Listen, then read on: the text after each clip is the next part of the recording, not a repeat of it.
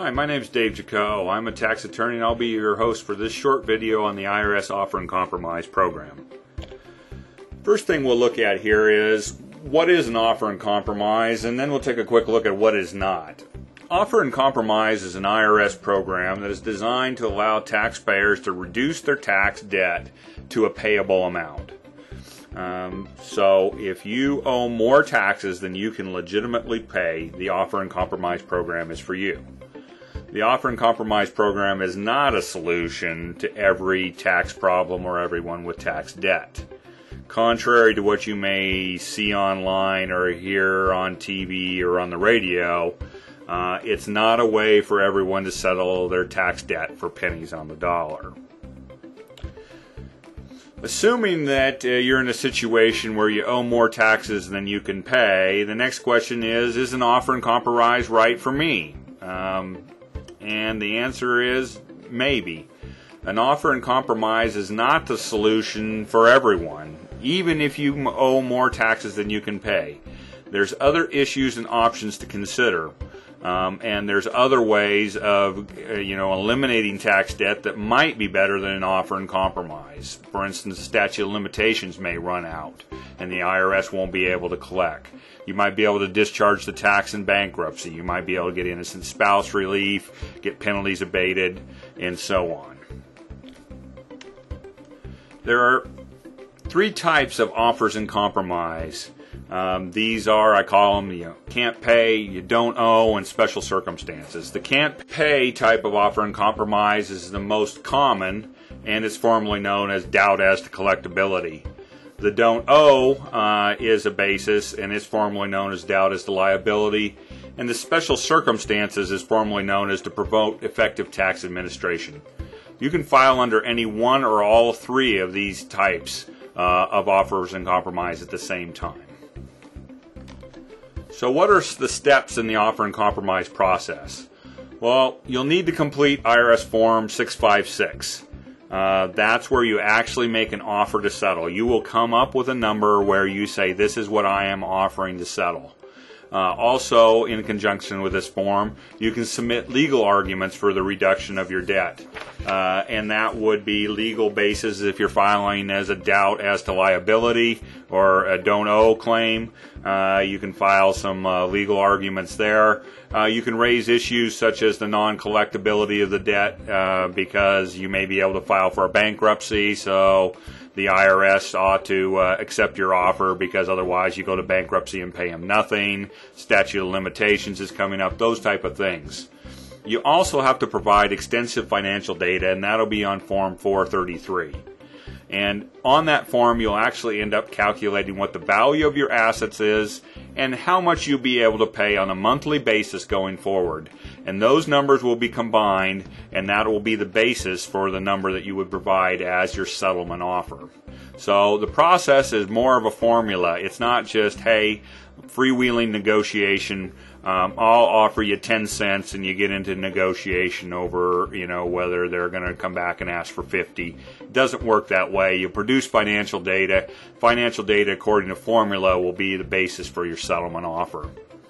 You'll have to submit these forms to the IRS. There's a processing fee that you'll have to pay. And recently, in 2006, there's some changes, and you'll have to make some initial payments now. If you're going to make a lump sum offer, says we're just going to give you cash, you're going to have to send along with it 20% of your offer. And if you're going to make an installment, say we're going to make payments over time, you'll have to send that first installment along with your offer. The IRS offer and compromise specialist will review it. They may come back and accept your offer, reject your offer, make a counter offer, and at that point there's some ability to potentially negotiate a deal, depending on what the claims are, whether there's doubt as to liability or whether there's arguments about the valuation of assets or something of that nature. And if you can't resolve it with the offer and compromise specialist, they reject your offer, then you can go to the IRS appeals and potentially appeal to the tax court or the U.S. District Court in appropriate circumstances.